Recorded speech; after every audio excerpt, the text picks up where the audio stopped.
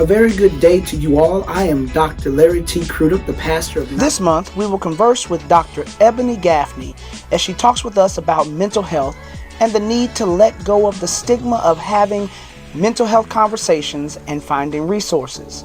I truly believe that mental health is a key component of our overall health. And at Mount Moriah, we are striving to embrace the need for preventative mental health conversations and resources. So stop, watch, and listen as we discuss our mental health and how to take care of ourselves.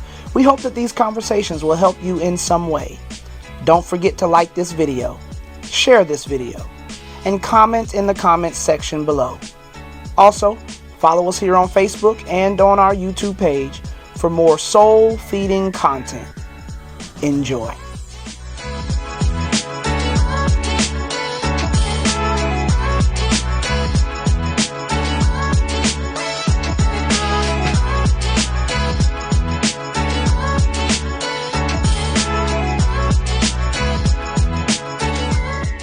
Hello and welcome to Community Conversations. I am your facilitator, Jean McIver. We will have virtual conversations to inform, inspire, and empower you to success. Our theme for the next 4 episodes will be on mental health, and today we will focus on mental illness. We have a special guest for you today, community. We have Dr. Ebony Gaffney, MD, PhD, who will be with us for 4 episodes in reference to mental health. Dr. Gaffney, welcome, and thank you so much for joining us. I am excited because I'm looking forward to you talking to us about mental health and mental wellness. Please tell us about your bio. So I am from Calhoun, South Carolina, and born and raised, and so my education took off at North Carolina State University in '91, and from there I went several different paths. In particular, I went to Gardner-Webb University to work on my MBA because I was bored. I was, in the meantime, working at Spartanburg Regional, and I like to say I grew up at Spartanburg Regional. I always stayed in healthcare. And when I was 8, I had a dream to become Surgeon General. So fast forward, took me a little while to go to or enter medical school. From Gardner-Webb, I went to medical school, and I chose the Caribbean route. Caribbean medical schools are viable and very good. It also depends on the motivation of the student. So from there, I went to Xavier School of Medicine out of Aruba, and then I did my clinical training out of Atlanta, Georgia. So then I went forward to psychiatry residency training at Morehouse School of Medicine, psychiatry department. And then I simultaneously worked on my PhD in public health from Walden University. And that long story short says that my only goal was to become a doctor, but when I was afforded the opportunities and the resources, it seemed fitting to complete the task. So therefore, MBA in Health Administration, a PhD in Public Health with a concentration in health education, and then my medical degree with training in psychiatry allows me to be able to educate the community, which I love, and at the same time focus on integrating physical and mental health within the faith-based community.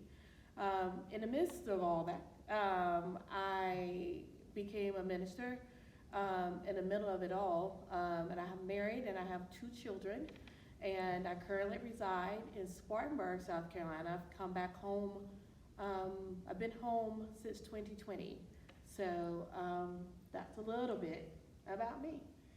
That is a lot about you. And we are so happy that you returned to Sparkle City. Absolutely. To be here to help the community, to help all of us. And with everything everything that you do. I mean, and dealing with psychiatry. So do you still want to be a surgeon? Oh, no, no, no. I never wanted to be a surgeon general, but surgeon generals can have different specialties. Mm-hmm. So my goal at 8 was to help people stop smoking. Okay. I grew up in a family of smokers, and so the surgeon general name was on the pack, Mm-hmm. and it still is. Mm-hmm. And so I wanted to be like him. Mm-hmm. I wanted to be able to help people not do those things, Mhm. and being that born and raised in Calpians, everything was in Spartanburg. Okay. And so I didn't like the fact that we had to get in the car and ride 20 to 30 minutes for care. So it was really based on preventive and helping my people get to a better health at 8, but I didn't go right after undergraduate school. It took me about 8 years later to realize, or God told me that that's it, that enough of the jobs, you've got to go back, you've got to go to school. And so I took the path he led me, and so here I am. So that is wonderful that you stepped out on faith I did. and allowed him to lead you and guide you as to the path and the new journey that Yes. you had to take. Praise God for Amen. that. Okay, so thank you so much for sharing all of that information with us. And I am ready to jump in, to Let's do dive this. in. Okay. Okay, so the first thing I want to ask you about is, what is mental health? So when you think about mental health, you think about a general overview of a psychological or an emotional state that is expected to be balanced. So we are born and given emotions for a reason. We're expected to feel. We're expected to laugh, cry, be angry, be happy, be sad. But those things aren't meant to stay around forever. And so when you have a mental health, which we all do, it's a balance of all those emotions activated at any given point. So if there is a bad outcome, you have an accident, then you're upset. You're supposed to be upset. Let's go forward with that accident. You're upset and you're injured. Okay, now I'm injured. I'm upset about my car, but now I'm injured. To get better, you need your mental health to help you be focused and really encouraged. Because if you're not encouraged that you're going to get better, it's really hard to go through physical therapy, have surgeries, and see providers because you're despondent, you're sad, you're down. And so our mental health is connected to our physical health, so that together they both thrive on the day-to-day operations of life. Okay. So tell me this, because you hear people say mental health and mental illness. Okay. What is the difference between the two, or is there a difference? Okay, great question. There is a difference between mental health and mental illness. Mental health, as I just explained, is a state of balance of emotional feelings. And then the mental illness comes into play when those things are imbalanced or dysfunctional. And so an illness is just like a cold. Our immune system is balanced until you get a cold, and then you have the illness of a cold. And so when we think about mental illness, when the mental health is imbalanced, then you have a mental illness because it's affecting your day-to-day operation. Going back to the flu. When you have the flu, you have body aches, sniffles, fever, and most people stay in the bed, which means you're not cooking, eating, or going to work. You have disrupted your daily function. When you think of mental illness, you disrupt your daily functioning. Therefore, it becomes an illness. It becomes a problem. Because now I used to go swimming 2 to 3 times a week, now I never go. Or I used to make my doctor's appointments, but now I never do, or I'm always late. Or I used to call my sister weekly or daily. She hears from me about once a month. So when your norm, whatever your norm is, becomes different, that it starts to slight or cause your daily functioning to be dysfunctional. So there's a disconnect between with where you are and where you were, Okay. and something has caused that break. Okay, so we need to really look at our mental health and look at the mental illness which causes. Well, look at it this way. You don't have to worry about mental illness if you're doing self-care. Okay. Because what are the things that keeps your teeth from rotting? Brushing and doing hygiene with your mouth and going to the dentist and having it checked, oral exams, etc. Same thing for mental health. Okay, so going to the doctor. Going to the and doctor. checking and looking to see if I can tell that there's a difference. Correct. Something going on with me. Right, so when you Okay. go get your feet checked for diabetes, Mhm. because they want to prevent foot sores. Mhm. Diabetes is always there, but the foot ulcers may not be. Okay. So we can get ourselves back in balance if we learn to do self-care.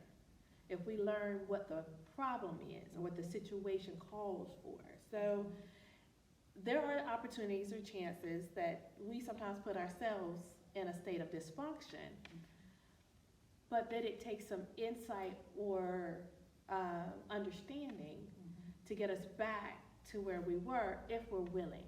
So you don't have to worry about mental illness. What you should work on is a mental wellness. So what are the things that help me have a brighter outlook? Yes, there are going to be bad times. Yes, something's not going to go my way. But what can I do to pull myself back to my balance? And so the Bible talks about praying without ceasing. So that's one way where you're constantly in prayer about whatever you want, right? That's your therapy. That's your opportunity to get back in alignment, to get yourself back together. You know, we say that I'm getting to get myself together, let me woosah. You know, we joke about it, but in reality, it's important that you take that walk, you drink that cup of water, you choose a healthy meal, you spend time with someone that makes you smile. You know, you do the things that encourages you to be a better you. That's wellness. And it can be small or it can be big. It doesn't have to cost anything or it can cost a whole lot. Then your illness piece may never come because you're always in alignment. You're going to have ups and downs, but you may not ever develop an illness. Okay. Does that help Yes, better understand? It does. You know, it's the same as any other illness like diabetes or high blood pressure, high cholesterol, but it's a slightly different in that when you have those, you still have mental health. You can still have diabetes and have high blood pressure, but you can't have high blood pressure and high blood pressure. So when you have a physical health and you have your mental health, they're integrated, they're together. And when you treat high blood pressure, you can get treated for mental health illness at the same time, too. Well, community, this is a lot to absorb, and you're explaining it well on a level that I can understand. So that is great, and I do appreciate that. Now, one of the other questions that I have for you is dealing with mental wellness or mental illness, and if it is hereditary. And the reason why I want to ask is because one of my girlfriends has a daughter that has a mental illness. She informed me that it's from her father's side of the family. All of them have mental illness. It's not from my side of the family. Is it hereditary? Okay, so it's a great question in our community. What we're doing and what we're finding is there are certain diseases that has a higher chance of getting or having it because you have a first degree relative with it. Those diseases are schizophrenia and bipolar. Now, does that mean because if I had a schizophrenic dad, does that mean I'm gonna get it? Doesn't necessarily mean it. You don't get it. It's not contagious. And what's passed down are behaviors. environmental issues, social issues. Back up and So- say something else. Am I gonna get depression because my mama got depression? I don't know that answer. But from my mom and my family, I can learn some things. Whether I learn to wash my face, comb my hair, or do I learn to stay in the bed when I get that sad emotion? Some of it's learned, some of it's social, some of it's environmental. We can relearn things if we want to. Okay. Now, if you choose not to, because our brains have been set from birth, and you may have that brain that's susceptible because you have a sibling or first degree relative with that disease, you're susceptible to it, but you may not get it. It's like alcoholism. You probably have heard in our community, everybody alcoholic. My brother, my daddy, my daddy's daddy, and my brother. But me, when I drink alcohol, it doesn't bother me. Same thing. They don't know what gene it is. They just know there's a higher risk of that person developing, because what happens, they're stressors. We only have one brain. We have 2 legs, 2 arms, 2 eyes, 2 ears, right? We only have one brain. And because we only have one brain, it gets the impact altogether. And when we impact the brain with stressors like substance abuse, alcoholism, trauma, domestic violence, rejection, abandonment, that caused an impression that's lasting. It created a different connection with the synapses. Now, everything I do comes from that synapse. Everything I trust, everything I love is spoken from that language. Okay. Now, you use the word synapse. Okay? Okay. So for the community who does not understand Okay. what that word means, please Look at break it down for us. No problem. So if you take Legos, everybody knows what a Lego is, and they connect and they align perfectly, that's a synapse. They're connected and they build off each other and they have a pathway. And because God created it the way He did, He created pathways to do certain things. And they get off balance when our brain is impacted. And so if I'm susceptible to having depression or alcoholism, it's important for me to know that, so that I never pick up an alcohol. I never pick up a drink, because I know my daddy had it. And if I take one drink, it could take me down a spiral. But my brother, who drinks all the time, he's not alcoholic. Why does it affect him? I wish I knew that answer. But because if we know more about our mental health from our family standpoint, when your friend said it's from their side of the family, we're always on the outside looking in, right? And we know something's wrong, but we also don't do much about it, right? We don't educate enough to say, so you see that, why don't we do this? Let's try this. We always speculate. There's always that uncle that lived with mama forever, that never came out of the basement or just wasn't ever able to have a family, have a job. Our community takes care of the community. It's the way it's always been. And that's nothing wrong with that.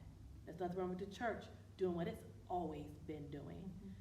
Now we've come to a point, though, where mental health is the forefront of everything we do now. Now it's exposed. So now we gotta become more educated and get more resources, so then we're never alone to take care of uncle. Because when mama died, where'd uncle go? Right? Nobody wanted to take it because mama protected it. Yeah, he was fine with mama. We get it all the time, and that's okay.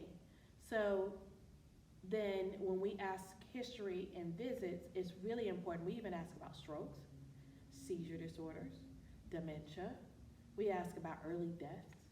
We ask about high cholesterol, heart disease, because all of that plays a role in how well your mental wellness is. If you already are gonna have a trajectory of high blood pressure, high cholesterol, the triple, and the diabetes, most likely you're gonna suffer from some form of depression. Why? Because those organs are essential. And it's just because those organs are failing. And so mentally, what are you gonna do? You're gonna worry. And when you worry, it starts to dampen what you're trying to do over here. So healthy habits, self-care, helps keep it balanced, not perfect, but it keeps it balanced so you can stay on this side of the grass and not on the other side. I said a whole lot, but yeah. And thank you, but now I'm gonna throw something else out there to you. Okay. What about when people say, why did God allow this to happen to me? I have been studying the Bible, I have been doing what I'm supposed to do, I go to church, I help other people, I love everybody. So why is this happening to me? Why would God do this to me? So that's a great question. And the way I respond to that is, have you asked him? Because I don't know that answer. Because if you're talking about a God or your God, then you're talking about a relationship that I'm not a part of. Therefore, I don't have the answer. He does. Now, we know we've never done everything we're supposed to. True. True. Truth be told, we're not perfect. Right. We've done good things. We do good things. We want to do good things. We want to be better. And the Bible says that we progress. He's a progressive God. And that he's quick to forgive us at the same time. So I do hear patients say, well, he hasn't forgiven me. We need to forgive ourselves. He's already put it where it belongs. It's us who hold on to it. We do. We hold on to it. He don't remember it. Because if you ask him about it, he gonna say, huh? Right? But it is us who we talk about it. We dream about it. We're afraid of it. We get anxiety from it. It causes us to be sad. And God is a healing God, period. And so someone might say, well, why hasn't he healed me? Where's your faith? Well, I have the faith of a mustard seed. Then keep believing. Keep walking in the faith in which he's given you. Because my measure is different than your measure. But your healing can look different than mine as well. Like today, I still, I may be on my medicines because that's what he's called me to do. But it doesn't change my relationship with him, nor my desire to be close to him or feel the joy or the peace that does surpass. And that's what he wants to give us. That's the healing. He doesn't say, he does wipe it clean. But he wants to see who we are. He wants to see himself in us. So everything that we've gone through, he's already gone through. Yes. So why hadn't he? Great question. Let's go there together. Let's pray. You can always bring your spiritual relationship into treatment. You can always ask your provider to pray with you, or to meet with your pastor if you want them to, or talk about it. I went down to church last Wednesday and everybody laid hands on me. I would ask me, well, what did that mean to you? What changed? What did you get from that? What does that mean with what we're doing here? So we'll know where to go. I only go where you want to go. I can't change your life. I can't do any of that. My job is to give you the wisdom I have. And that's it. It is your job to change your life. That's it. And that's the only way it works. Thank you so much for sharing that. Now, one other question I have, and you may have already answered it, but I just want you to expound a little bit more. Is mental illness treatable? Okay. So mental illness is treatable. We have categorized every illness, mental health illness, like any other illness, like mild, moderate, or even severe. And so there's different levels of treatment. If you're in a mild category of any illness, the first line of treatment is what we call talk therapy, psychotherapy, where you'll meet with therapists, clinicians, counselors, and you talk. Now, if you don't talk, it doesn't work. Therapy is hard. It's really hard to hear what you said and somebody tell you what you really said. And then from there, I decide what I want to do with this information now that the light bulbs come on. So that's mild to moderate, and oftentimes people will choose that route before needing a medication, and that's perfectly fine. In fact, talk therapy, and medication go together. Why? Because you have a higher chance of not relapsing. So when we look at mental health treatment, we look at it like a journey, like sobriety, and we actually say you're on a journey and your relapse time. So people start medicine, stop medicine, they can relapse into a depressive episode because they stopped their medicine.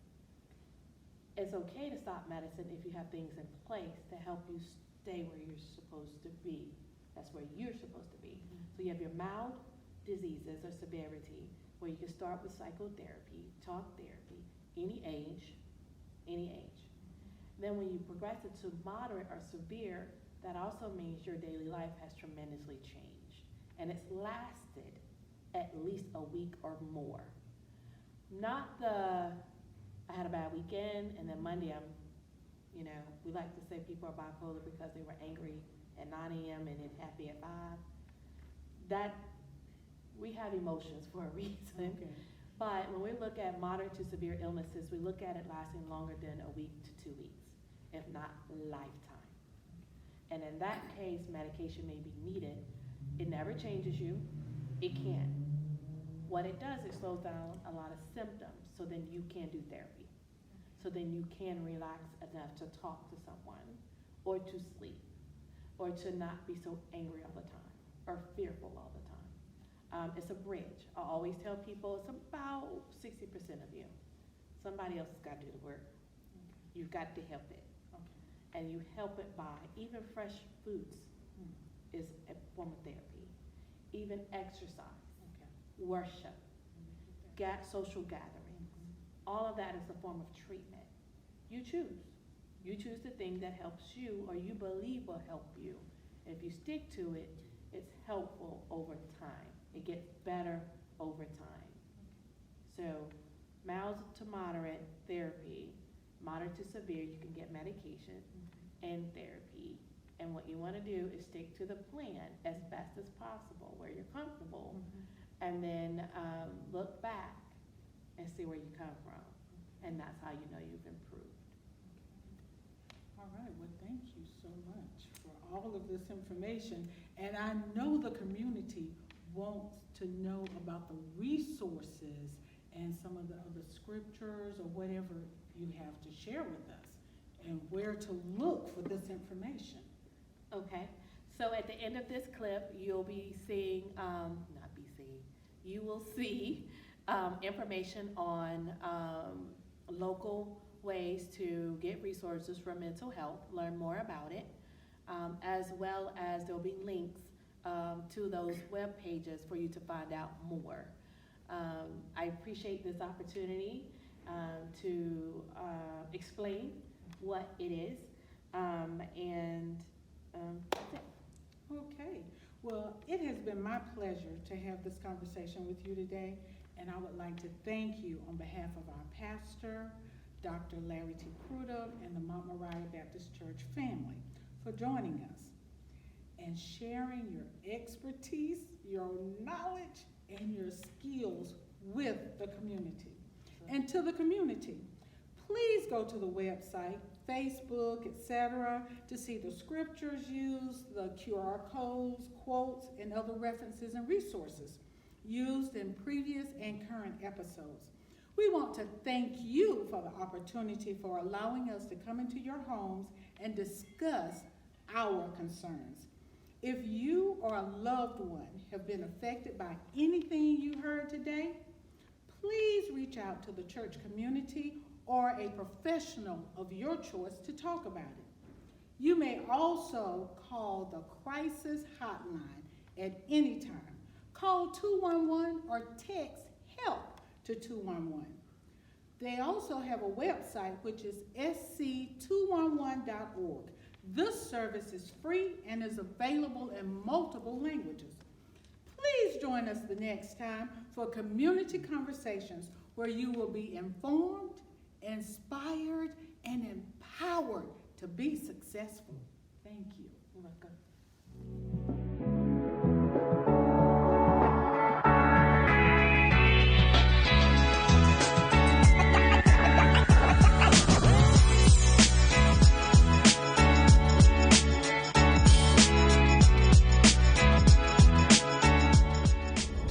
We hope that this community conversation has been informative, inspiring, and empowering.